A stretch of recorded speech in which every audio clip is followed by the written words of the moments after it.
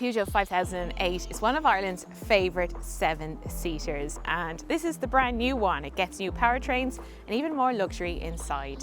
So in this video we're going to take a good look around. We're going to check out its practicality, performance, efficiency and what it's like to drive on Irish roads. So if that sounds good, please stay watching. I'm Caroline and this is the Carzone YouTube channel. You love cars, and at Carzone, we love cars too. If you're in the market for a new or used one, head over to carzone.ie and you'll find lots of great cars for sale there from trusted sellers. Please give this video a like and hit the subscribe button if you'd like to see more videos like this. The 5008 has really done well for Peugeot in Ireland. It's really helped drive growth for the brand alongside the 2008 and 3008 SUVs. It's also always been one of the most stylish seven-seaters on sale, and this one is no different. It really elevates it even more. It's one that you'd be happy to be seen getting out of. And you couldn't say that about every seven-seater. Gets the new face of Peugeot, so this sharp LED lighting. This used to have fangs on either side for the LED lighting. Now it has this tri-claw effect. Of course, it is the Lion brand after all. It also gets this very flamboyant grille with these body-coloured inserts. Of even more importance is probably what's going on underneath this. So there's an all-new platform, and that brings in new powertrains. So there's petrol hybrid, plug-in hybrid should join shortly. There's also the first ever full battery electric E5008.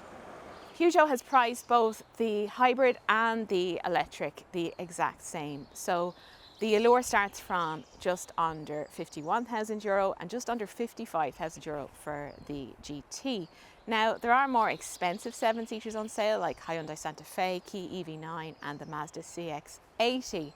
But I suppose the closest rival for this is actually something like a Skoda Kodiaq, which does sell well in this segment. It starts at about €55,000 for a diesel. So I do think Peugeot has a competitive offer here. Peugeot doesn't really do a base spec anymore, so the Allure might actually be all you need. It gets 19-inch alloy wheels. This one here is the GT. It also has 19-inch and it gets the Shield logo on the side and also gloss black around the wheel arches and the sills. There are 6 colours to choose from, quite subtle colour palette I would say. This is Titan Grey. There's some nice blues like Obsession Blue and new Ingaro Blue. One of my favourite features of this car is actually the hidden window seals. So that attention to detail is brilliant. It just gives it a really clean, sleek and upmarket finish. It's longer, wider and taller than the model it replaces. So that's good for space on the inside. Let's check out the practicality, because surely that's the point of a big bus like this. 7 seats as standard. I have those in place just to show you what the space is like. So you still get a few bags in there. And Peugeot's done a great job on the packaging of this. So very clever underfloor storage. You can lift this up and there's space for the parcel shelf to fit neatly and also the charging cables. And that's really handy to have. It's also very simple to let these down. Just like this. And then you've got a huge boot.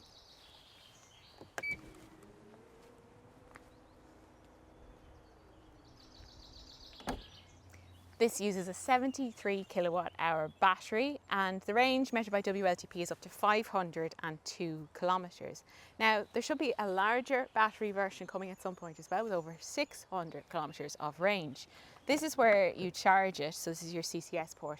You've got AC charging up to 11 kilowatt, which is great to have. The DC charging rate is up to 160 kilowatt. Now they say a 20 to 80% charge in about 30 minutes. So the charging is good, but I don't think the charging speeds are going to wow you either with this car. It's really easy to get into the third row. You just lift that up and move that forward. And then you have some space here to get in. And the great thing about this is that those are on rails, so you can move them forward to create a bit more legroom. This is not really designed for adults, it's more so for children and occasional use. And for that purpose, I think it's absolutely fine. There are bigger seven-seaters with more generous space back here, so things like Kia EV9, Hyundai Santa Fe, Mazda CX-80, but they are a lot more expensive than this. They're not at the same price point. So I think for the price, this actually does pretty well. There's loads of space back here. So you've got this flat floor, so loads of legroom for everyone. And this car was always famous for its modularity. And there was 3 individual seats here and you had Isofix on each of those seats. So that's not here anymore. So if you really liked that feature, then you are going to be a bit disappointed. But they have kept some of the modularity. So you can slide these seats forward and back. You can also recline each of the backrests individually. You can take down this entire piece as well for through loading or whatever you like to do yourself with that. Now there are some features like there's an armrest in this with cup holders. There's also Tri-Zone Climate as standard across the range, which is great to have.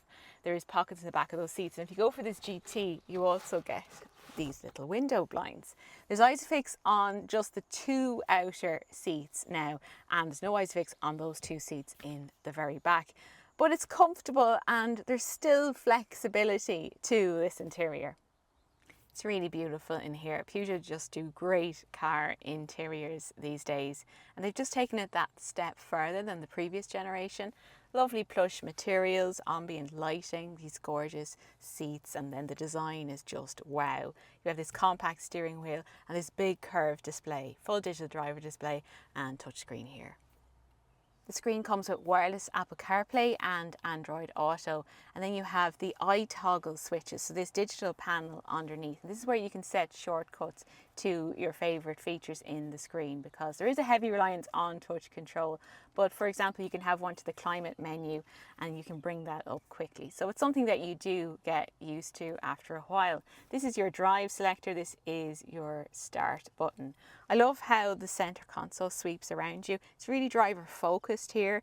You have wireless smartphone charging, and then there's a few shortcuts here, for example, to demist the front windscreen. There's drive modes, hazard lights, volume for the stereo, and also your parking brake. Also some really clever storage. I really love this one in here, and there's USB ports in there as well. There's cup holders, and then there's a big cubby in here, and that's actually cooled as well, so you can pop your sambos in there. Standard features are good. You get a 360 camera, keyless entry, lots of safety and driver assistance features. If you go for this GT model, you get the extra niceties of a heated steering wheel and heated front seats. But altogether, I really like the cabin of this. I think it's a real highlight of the car. Very nicely finished, comfortable, and just really upmarket.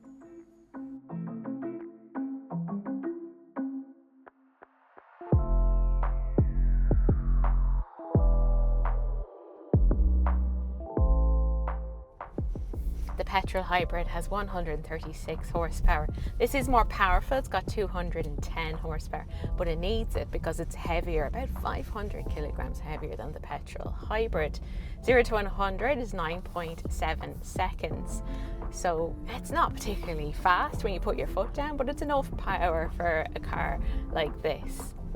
You also have paddles here behind the steering wheel to adjust the regenerative braking, and there are a few different drive modes. So there's normal, there's eco, and there's even a sport mode as well if you do need more of a burst of acceleration for overtaking or something like that. This one's front wheel drive. There will be more powerful dual motor versions at some point as well, but I think this is plenty for most drivers. It's going to be the most efficient as well. I'm averaging about 15 kilowatt hours per 100 kilometers, so I think that is pretty good. Now it is warm weather that we're testing this car at the moment.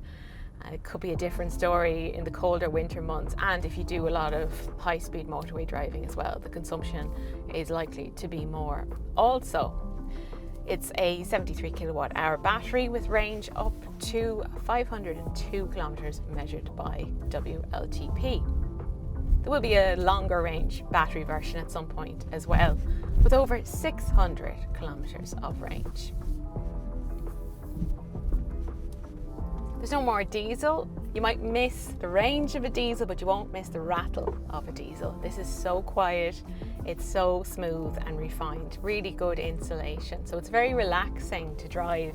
It steers well, the steering is light, it's easy to maneuver, it's easy to park. It's not too big of a vehicle either, and the visibility is good all around.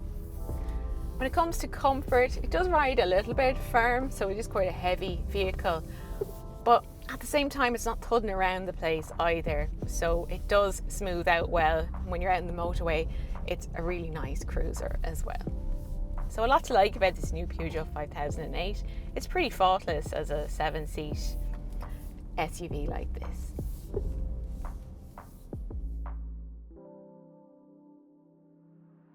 The 5008 has always been a great seller on the Irish market for families looking for a good value, practical 7-seater. I feel that this new one still fits that brief very well. It's just even more stylish and more luxurious inside. But would you go petrol or will you go full electric? Leave a comment and let us know what you think. If you're looking for your own Peugeot 5008, head over to Carzone.ie and you'll find lots of great cars for sale there from trusted sellers. Please give this video a like and hit the subscribe button if you'd like to see more videos like this. Thanks for watching and I'll see you soon.